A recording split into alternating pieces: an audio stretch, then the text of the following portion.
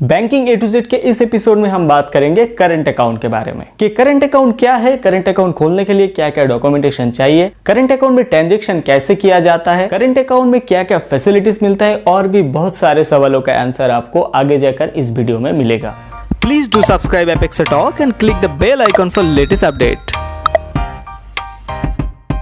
Hello guys, मेरा नाम है Amit. Welcome back to my channel Apex Talk. Guys, banking A to Z के पिछले एपिसोड में हमने बात किया था सेविंग्स अकाउंट के बारे में कि सेविंग्स अकाउंट क्या है, सेविंग्स अकाउंट खोलने के लिए क्या क्या डॉक्यूमेंटेशन चाहिए, सेविंग्स अकाउंट में इंटरेस्ट किस प्रकार से मिलता है, ऑनलाइन सेविंग्स अकाउंट कैसे खोले और भी बहुत सारे सवालों का आंसर आपको इस वीडियो में मिल जाएगा। अगर आपको वो वीडियो देखनी है तो आई बटन पर और डिस्क्रिप्शन पर लिंक दिया है, आप जाके देख सकते हैं।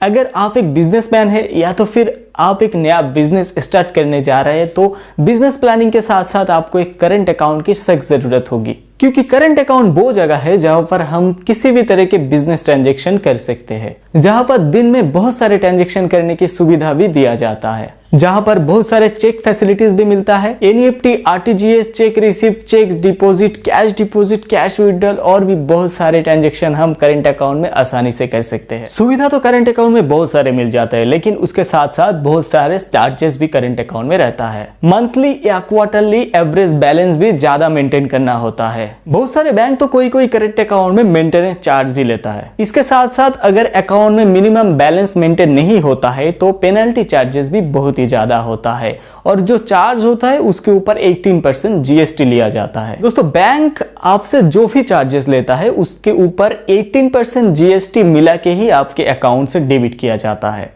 दोस्तों, जैसे कि करंट अकाउंट में बहुत सारे सुविधा भी दिया जाता है, इसके साथ साथ बहुत सारे चार्जेस भी लगता है, तो आपको करंट अकाउंट में ट्रांजैक्शन करने के समय आपकी करंट अकाउंट के कैश डिपॉजिट लिमिट और कैश विड्रॉल लिमिट के ऊपर ध्यान देना होगा ताकि आगे जाकर आपको कुछ चार्ज ना देना पड़े। दोस्तों, करंट अकाउंट में आपको कुछ इंटरेस्ट नहीं मिलता है, लेकिन अगर आपको करंट अकाउंट में इंटरेस्ट चाहिए तो उसके लिए अलग से प्रोसीड्यूर होता है। इसके बारे में हम बाद में बात करेंगे कि कैसे आपको करंट अकाउंट में भी इंटरेस्ट मिलेगा। चलिए देखते हैं करंट अकाउंट खोलने के लिए क्या क्या डॉक्यूमेंटेशन जरूरी होता है। लेकिन इससे पहले आपको ये जानना होगा कि क्या क्या करंट अकाउंट होता है, क्योंकि करंट अकाउंट का बहुत सारे वेरिएंट होता है, तो आपके करंट अकाउंट जिस वेरिएंट में आता है उस हिसाब से आपके डॉक्यूमेंट चाहिए। लेकिन करंट अकाउंट खोलने के लिए जो सबसे इंपॉर्टेंट डॉक्यूमेंटेशन होता है वो होता है पैन कार्ड। आपको करंट अकाउंट खोलने के लिए पैन कार्ड चाहिए ही चाहिए।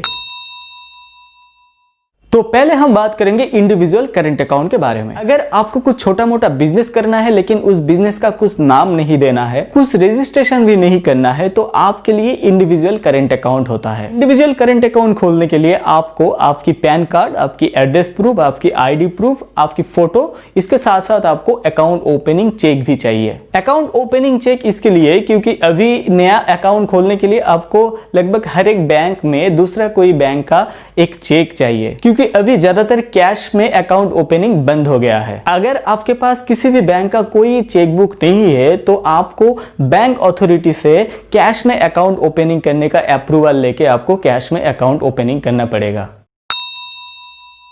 दोस्तों, अगर आप चाहते हैं आपकी जो बिजनेस है उसका एक नाम होगा और उसका मालिक सिर्फ और सिर्फ आप ही होंगे, तो आपको खोलना पड़ेगा सोलो प्रोप्राइटरशिप अकाउंट। इसके लिए आपके फार्म की जो नाम है उस नाम से गवर्नमेंट अथॉरिटी द्वारा इशू किया गया कोई भी 2 डॉक्यूमेंट की जरूरत होगी। अगर आपके पास फार्म के नाम से सिर्फ एक ही डॉक्यूमेंट है फिर भी आप अकाउंट खोल सकते हैं। हर एक बैंक में अलग से इसके लिए एनेक्सर होता है, आपको वो एनेक्सर फॉर्म फिलअप करना पड़ेगा। इसके साथ साथ आपकी पैन कार्ड, आपकी एड्रेस प्रूफ, आपकी आईडी प्रूफ, आपकी फोटो, अकाउंट ओपनिंग चेक और प्रोप्राइटरशिप स्टैम्प भी चाहिए। अकाउंट ओपनिंग फॉर्म में जहां जहां आपका साइन होगा वहां पर प्रोप्राइटरशिप स्टैम्प भी रहेगा, और जब आप किसी को चेक इशू करेंगे या विड्रॉल करने के लिए चेक देंगे तो चेक में आपकी सिग्नेचर के साथ साथ प्रोप्राइटरशिप स्टैम्प भी चाहिए होगा।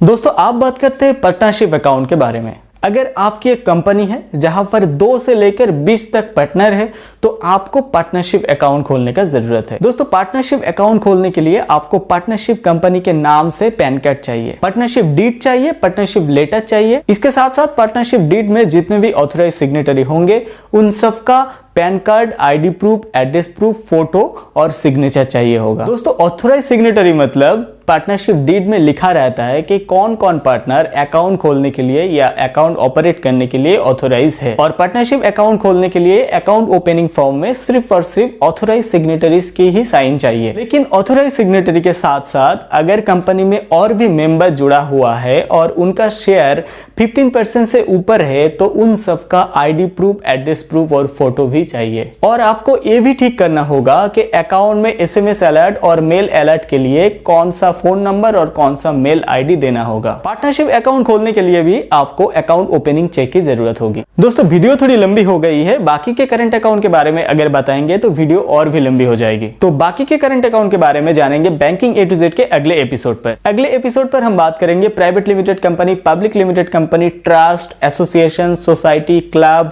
एच ऑफ करंट अकाउंट और limited liability partnership current account के बारे में। दोस्तों करंट अकाउंट लेकर कुछ भी सवाल हो तो प्लीज कमेंट बॉक्स में बताना, मैं उसका आंसर जरूर दूंगा। तो ये वीडियो आप सबको कैसा लगा? अगर अच्छा लगे तो लाइक कीजिए, कमेंट कीजिए और अपने दोस्तों के साथ शेयर भी कर दीजिएगा। और आपने अभी तक मेरे चैनल को सब्सक्राइब नहीं किया है तो प्लीज सब्सक्राइब कर देना। तो चलिए मिलते हैं अगले वीडियो पर, तब तक के लिए thank you, take care and bye.